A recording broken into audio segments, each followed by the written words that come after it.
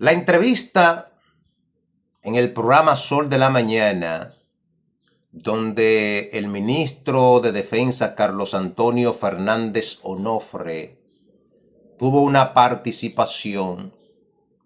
Esa entrevista ha tenido múltiples reacciones en las plataformas digitales. Nosotros, que le damos seguimiento a los temas militares y policiales, pudimos ver que en todas las plataformas digitales hubo reacciones con esta entrevista.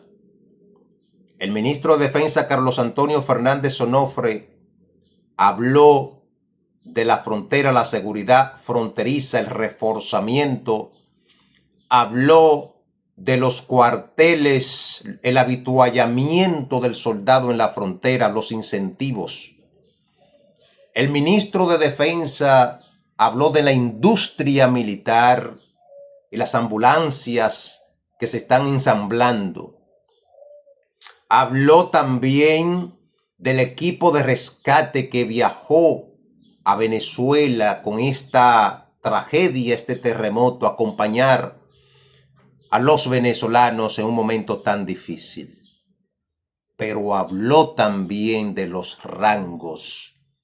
Y ahí precisamente nosotros vamos a reaccionar, porque le he dado seguimiento al tema de los ascensos. No es posible tener tantos coroneles en las Fuerzas Armadas. Es mejor tener mayores, tenientes coroneles y coroneles, ¿verdad?, en su justa dimensión, pero que estén ocupando las posiciones y no crear cascarones, como yo le he llamado, oficiales, muchos con méritos, pero sin la posibilidad de ocupar posiciones, porque son limitadas los puestos, son limitados los puestos en las Fuerzas Armadas. Y tener, como decía el ministro, que lo vamos a ver, más de 800 coroneles se convirtió en un órgano macrocefálico en la Fuerza Armada. Una gran cabeza con unos pies débiles. Y no puede ser de esa forma. Y los ascensos se debe ascender con un criterio. Hay algo que se está dando con los oficiales, que se ha dado históricamente, pero que ha ido mejorando sustancialmente. Y es que el hecho de que tú seas egresado de una academia no significa que tú puedas meterte debajo de una mata y esperar todos los rangos que te caigan. No. Se deben someter al riguroso procedimiento de evaluación de aptitudes, la evaluación del desempeño, los méritos, los cursos, la experiencia. Todos esos criterios se deben considerar para que cualquier oficial, porque ahí es que entra, señores, ahí es que entra el proceso de formación continua. Cuando usted sale, el primer eslabón, el primer paso es salir de la escuela de cadetes. Cuando tú sales de la escuela de cadetes, entonces ya tú estás iniciando y ahí viene un proceso, un ciclo de formación continua que tiene que hacerse y exigirse en cada rango. Y qué bueno que veo que hay unas intenciones que se ha ido reduciendo de manera significativa esta cantidad de oficiales, que lo que genera es descontento porque no hay espacios para ubicarlo. Vamos a ver lo que dijo el ministro respecto a este tema de los ascensos. El mando es una pirámide. Presidente, ministro, los comandantes generales. Ese que dice inmediatamente que el mando es una pirámide. Eso es el presidente de la República, el ministro, los viceministros, comandante general. Entonces vienen las demás ramificaciones, por ejemplo, en el Ministerio de Defensa, las Jotas. J1, J2, J3, J4, J5, J6, y se va entonces expandiendo. Vienen los cuerpos especializados. Esos son las posiciones, pero también en los rangos, el grado que debe tener para ocupar cada posición de esa. Continuamos. Ministro, y por muchos años el ascenso fue un beneficio económico. Mira, esta parte donde él dice que fue un beneficio económico, eso es verdad. El ascenso se veía como con ese criterio de me ascienden y tengo ya unos incentivos más. Entonces, lo que provoca es que se cualquierice el rango. Muchos van a decir, bueno, Néstor, pero yo tengo los cursos y tengo los méritos y el tiempo y no me han ascendido. Bueno, eso son cosas que hay que corregirlas. Para que gane más. Y el ascenso no es un beneficio económico. El ascenso hay que ganárselo. Está establecido en los reglamentos cómo se asciende. Si tú provocas ascenso masivo. Mira, dice aquí que está establecido en los reglamentos cómo se asciende. Vamos a ver, vamos a ir a la ley. Vamos a ir a la ley orgánica 139-3. Vamos a ver qué dice la ley respecto a los ascensos. Primero, en esta parte, el artículo 112 dice, ascensos. El ascenso forma parte esencial de la carrera militar, constituyendo una motivación y la oportunidad para cada miembro de obtener su realización profesional, en base al mérito y constancia en el servicio. Su finalidad es fortalecer la institución asegurando la validación de la carrera militar de los miembros de las Fuerzas Armadas, además de desarrollar el liderazgo y el espíritu militar en armonía con la tabla de organización y equipo, la TOE, de cada institución militar en función de las necesidades institucionales y el cumplimiento de las misiones asignadas. Vamos a ver, miren el párrafo 2 de esto, el párrafo 2. La promoción de grado estará condicionada a la existencia de plazas disponibles, estrictamente sujeta al orden de antigüedad establecido en el escalafón de la institución militar que corresponda. No podrá realizarse sin la evaluación de desempeño correspondiente e igualmente deberá comprobarse que haya realizado los estudios militares que conlleve el grado a ser ascendido y los demás requisitos establecidos en la presente ley y su reglamento de aplicación. Hubo un oficial que me estaba comentando, que me decía, Néstor, yo creo que es prudente que al momento de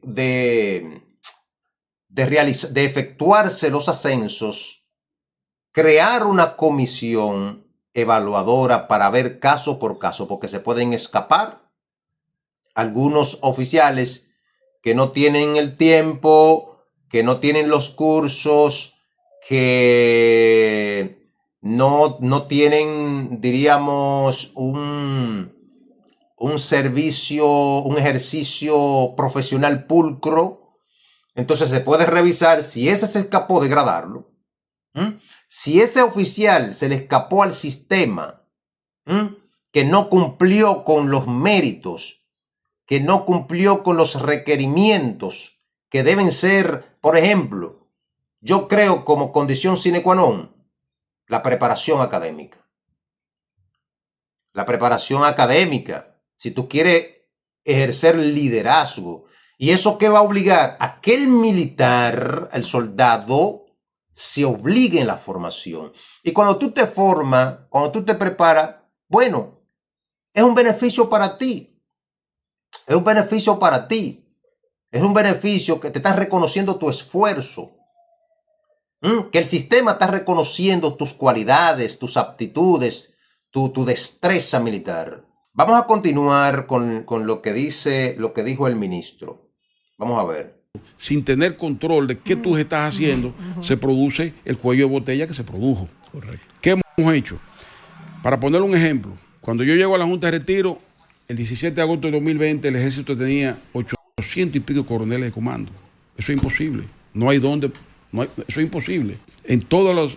Ya... El ministro aquí dice de provocar esos ascensos descontrolados, sin criterios, se produce ese entaponamiento. Y ahí es que vemos que yo recuerdo unidades militares donde el comandante era un coronel y tenía 5 y 6 coroneles debajo de él, ahí mismo coroneles, todos con el mismo rango, ahí mismo 5 y 6 en la misma oficina. Coroneles que lo enviaban, tenientes coroneles y coroneles que lo enviaban con 3 guardias y 4 guardias por ahí de admisión, como si fueran tenientes y sargentos mayores.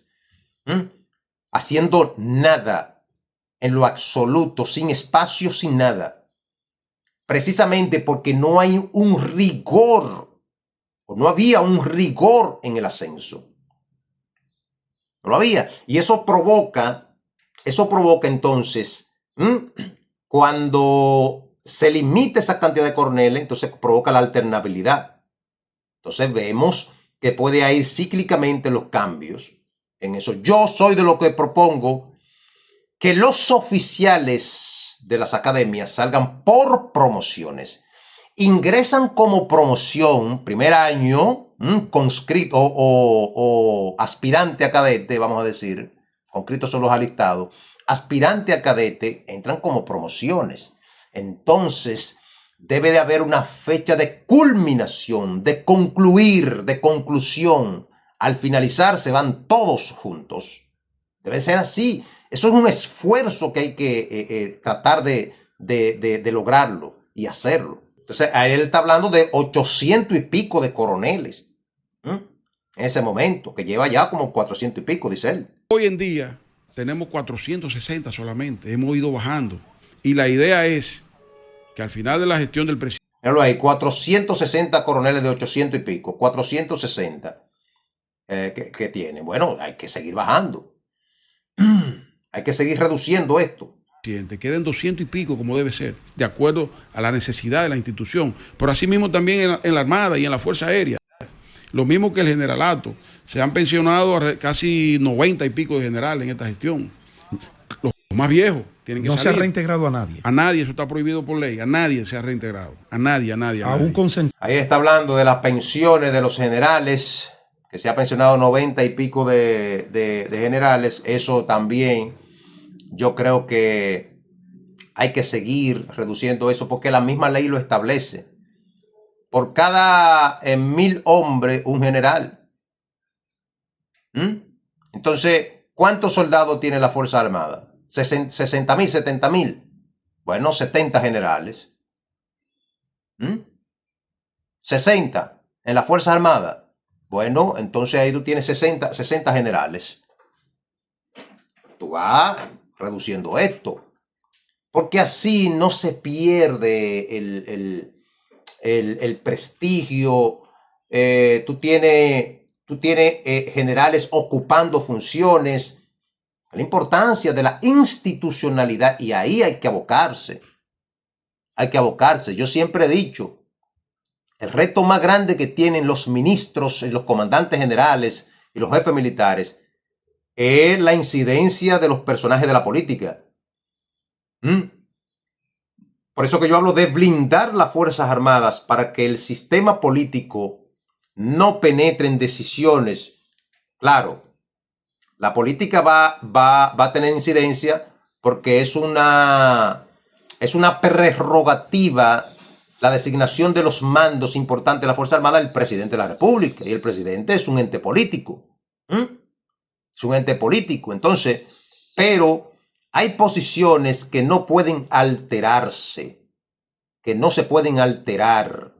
Y el tema de los rangos es muy delicado. Porque si no se filtra bien, tú puedes entonces colocar personas sin la debida conciencia, madurez, formación, destreza, experiencia, conocimientos militares. Un militar es muy delicado, señores. El ascenso militar, las posiciones militares, eso es extremadamente delicado. Y si tú no tienes personas con ese rigor técnico, especializado, de mucha experiencia, de mucho tacto, que pueda comprender al militar, que haya convivido. Cuando tú ves a veces los abusos que se cometen dentro de las Fuerzas Armadas, es porque son inexpertos, personas que no tuvieron la experiencia militar e improvisan y cometen muchísimos errores. Entonces, hay que tratar eso.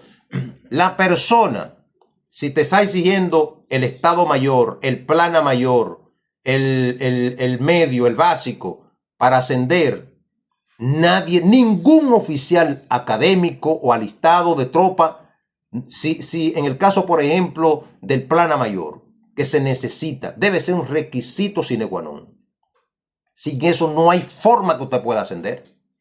Entonces ya tú tienes ahí un requerimiento para poder controlar esa avalancha de gente con tanto rango y haciendo nada. Oficiales inorgánicos.